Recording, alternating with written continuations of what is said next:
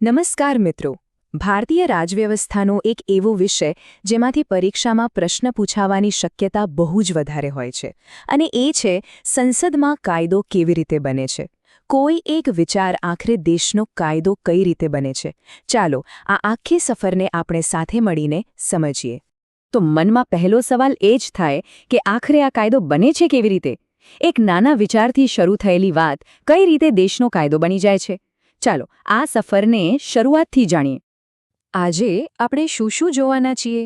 સૌથી પહેલાં કાયદાની જન્મકથા, પછી બિલની સંસદીય સફર, એ પછી રાષ્ટ્રપતિની ભૂમિકા શું હોય છે, વિધેયકના પ્રકારો જોઈશું અને છેલ્લે પરીક્ષા માટે ખાસ રિવિઝન કરીશું. તો ચાલો શરૂઆત કરીએ આપણા પહેલા ટોપિકથી, કાયદાની જન્મકથા. જુઓ, કોઈ પણ કાયદો છે ને એની શરૂઆત હંમેશા એક નાના વિચારથી, એક પ્રસ્તાવથી થાય છે.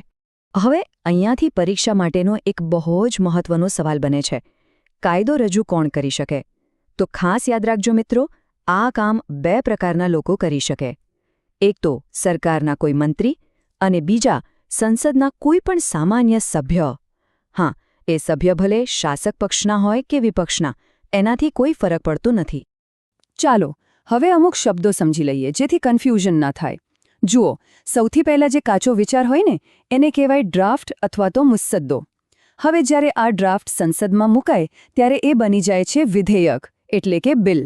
અને પછી જ્યારે આ બિલ સંસદના બંને ગૃહોમાંથી પાસ થઈ જાય અને રાષ્ટ્રપતિ સાહેબ પણ સહી કરી દે ત્યારે છેલ્લે એ બને છે કાયદો, એટલે કે એક્ટ. તો આ ક્રમ ખાસ યાદ રાખજો: ડ્રાફ્ટ, બિલ અને એક્ટ. ચાલો હવે આપણે બિલની સંસદની અંદરની સફર જોઈએ. એકવાર બિલ રજૂ થઈ ગયું ને એટલે સમજો કે એની અસલી અગ્નિ પરીક્ષા હવે શરૂ થાય છે. તો સવાલ એ થાય કે આ બિલ મુકાય ક્યાં? લોકસભામાં કે રાજ્યસભામાં? તો મિત્રો યાદ રાખજો, મોટા ભાગના બિલ સંસદના કોઈ પણ ગૃહમાં રજૂ થઈ શકે છે, લોકસભામાં પણ અને રાજ્યસભામાં પણ. કોઈ પણ બિલ જ્યારે ગૃહમાં આવે ત્યારે એને કાયદો બનવા માટે 3 સ્ટેજમાંથી પસાર થવું પડે છે. આ 3 સ્ટેજને વાંચન કહેવાય છે. પહેલું વાંચન, બીજું વાંચન અને ત્રીજું વાંચન. ચાલો એક પછી એક ત્રણેયને બરાબર સમજીએ. પહેલું વાંચન એટલે કે ફર્સ્ટ રીડિંગ. આ તો બસ એક ફોર્માલિટી જેવું છે. આમાં શું થાય? જે સભ્ય બિલ લાવ્યા હોય એ ઊભા થઈને ખાલી બિલનું નામ અને એના મુખ્ય હેતુઓ શું છે એટલું જ જણાવે. અને ખાસ યાદ રાખજો, આ સ્ટેજ પર કોઈ જ ચર્ચા કે વોટિંગ થતું નથી, બસ રજૂઆત થાય.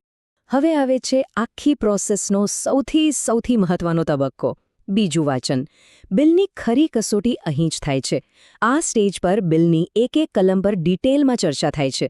સભ્યો એમાં ફેરફાર સૂચવી શકે છે, જેને આપણે સુધારા કહીએ છીએ.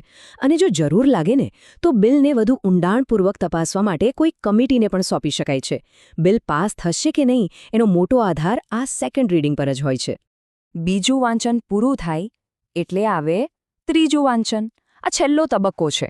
આમાં હવે કોઈ લાંબી ચોડી ચર્ચાઓ નથી થતી, બસ ફાઇનલ વોટિંગ થાય છે કે ભાઈ આ બિલને સ્વીકારવું છે કે નહીં, યસ ઓર નો. જો બહુમતી સભ્યો હા પાડે તો બિલ એ ગૃહમાંથી પાસ. અને પછી આખી પ્રોસેસ એટલે કે આ ત્રણેય વાંચન બીજા ગૃહમાં ફરીથી થાય છે. ઓકે, તો હવે બિલ લોકસભામાંથી પણ પાસ થઈ ગયું અને રાજ્યસભામાંથી પણ. પણ શું આટલું પૂરતું છે? ના, હજી એક છેલ્લો અને સૌથી મહત્વનો પડાવ બાકી છે, અને એ છે રાષ્ટ્રપતિની મહોર. બંને ગૃહોમાંથી પાસ થયા પછી બિલ સીધું જાય છે ભારતના રાષ્ટ્રપતિ પાસે. અને યાદ રાખજો, એમની સહી વગર કોઈ બિલ કાયદો ના બની શકે. હવે રાષ્ટ્રપતિ પાસે શું ઓપ્શન હોય? એમની પાસે મુખ્યત્વે 3 રસ્તા હોય છે. પહેલો, બિલ પર સહી કરીને એને મંજૂરી આપી દે. બીજો, બિલને પોતાની પાસે રાખી મૂકે, કોઈ નિર્ણય ના લે. અને ત્રીજો, બિલને ફરીથી વિચારવા માટે સંસદને પાછું મોકલે. બસ આ જે સત્તા છે ને એને જ રાષ્ટ્રપતિનો વીટો પાવર કહેવાય છે. ચાલો મિત્રો, હવે એક એવા ટોપિક પર આવીએ જે પરીક્ષામાં વારંવાર પૂછાય છે. બિલ કોણ રજૂ કરે છે એના આધારે એના 2 મુખ્ય પ્રકાર પડે છે. આ 2 પ્રકાર કયા? એક છે સરકારી વિધેયક અને બીજું છે ખાનગી વિધેયક. ચાલો આ બંને વચ્ચે શું ફરક છે એને બરાબર સમજીએ. પહેલા વાત કરીએ સરકારી વિધેયકની. નામ પરથી જ ખબર પડી જાય. જ્યારે કોઈ બિલ સરકારના કોઈ મંત્રી રજૂ કરે તો એને કહેવાય સરકારી વિધેયક. અને દેખીતી વાત છે કે સરકાર પાસે બહુમતી હોય એટલે આવા બિલ લગભગ પાસ થઈ જ જતા હોય છે. અને અહીંયા આવે છે પરીક્ષા માટેનો એકદમ ફેવરેટ સવાલ. સરકારી વિધેયક રજૂ કરવા માટે કેટલા દિવસ પહેલાં નોટિસ આપવી પડે? તો જવાબ છે 7 દિવસ. ઓછામાં ઓછા 7 દિવસ પહેલાં. આ આંકડો બરાબર મગજમાં ફિટ કરી દેજો. હવે બીજો પ્રકાર, ખાનગી વિધેયક. તો આ કોણ રજૂ કરે? સિમ્પલ છે. જે મંત્રી નથી એવા કોઈ પણ સંસદ સભ્ય, પછી ભલે એ શાસક પક્ષના હોય કે વિપક્ષના, એ જ્યારે કોઈ બિલ રજૂ કરે તો એને પ્રાઇવેટ મેમ્બર્સ બિલ કહેવાય. અને આના માટે નોટિસનો નિયમ શું છે? અહીંયા સમયગાળો વધારે છે. અહીં ઓછામાં ઓછા 30 દિવસ એટલે કે 1 મહિના પહેલાં નોટિસ આપવી પડે. તો આ તફાવત ક્લિયર કટ યાદ રાખજો.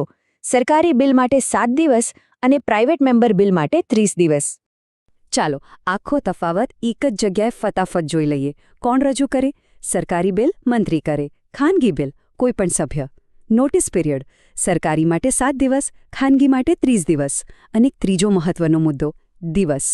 ખાનગી બિલ પર ચર્ચા અને મતદાન ફક્ત અને ફક્ત શુક્રવારે જ થાય છે, જ્યારે સરકારી બિલ સોમવારથી ગુરુવાર સુધી કોઈ પણ દિવસે રજૂ થઈ શકે છે. આ ટેબલ બહુ કામનું છે, રિવિઝન માટે એકદમ પરફેક્ટ. હવે એક સવાલ થાય કે શું ક્યારે કોઈ પ્રાઇવેટ મેમ્બરનો બિલ કાયદો બન્યું છે? તો જવાબ છે હા, પણ બહુ જ રેર કેસમાં. આવું ભાગ્યે જ બને છે. આપણા ઇતિહાસમાં બહુ ઓછા ખાનગી વિધેયકો કાયદાનું સ્વરૂપ લઈ શક્યા છે. એના ઉદાહરણો જોઈએ તો 1971નો 26મો બંધારણીય સુધારો. આ શું બતાવે છે? એ જ કે સરકારના સપોર્ટ વગર બિલ પાસ કરાવવું લગભગ અશક્ય જેવું છે. ચાલો મિત્રો, આખા ટોપિકને હવે ફટાફટ રિવાઇઝ કરી લઈએ. અહીંયા જે પોઈન્ટ્સ છે ને, એમાંથી પરીક્ષામાં સીધા જ સવાલ પૂછાઈ શકે છે, એટલે ખાસ ધ્યાન આપજો. તો કયા મુદ્દા યાદ રાખવાના છે? નંબર 1, મંત્રી બિલ લાવે તો 7 દિવસની નોટિસ. નંબર 2, સામાન્ય સભ્ય બિલ લાવે તો 30 દિવસની notice. Number 3, private member bill માટે કયો દિવસ? શુક્રવાર. અને નંબર 4, કાયદો કઈ રીતે બને? 3 વાંચન વત્તા રાષ્ટ્રપતિની સહી. બસ આ 4 વાક્યોમાં આખો ટોપિક આવી ગયો. તો મિત્રો, આ હતી આપણી સંસદમાં કાયદો બનવાની આખી પ્રક્રિયા. મને આશા છે કે હવે આ ટોપિક તમને એકદમ ક્લિયર થઈ ગયો હશે. તમારી આવનારી પરીક્ષાઓ માટે તમને બધાને ખૂબ ખૂબ શુભેચ્છાઓ. આપણે ફરી મળીશું એક નવા અને રસપ્રદ વિષય સાથે. આભાર.